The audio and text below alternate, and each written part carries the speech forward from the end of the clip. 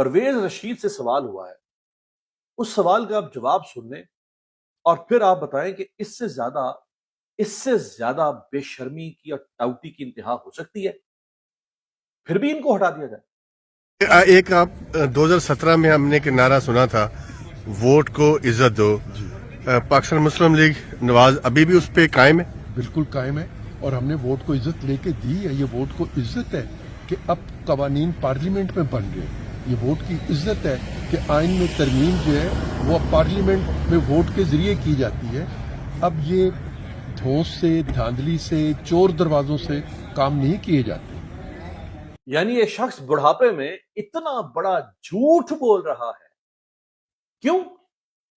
ताकि रियासत की चापलूसी की जा सके, रियासत को खुश रखा जा सके, रियासत के मिजाज के खिलाफ बात ना की जाए, रियासत को नाराज ना किया जाए।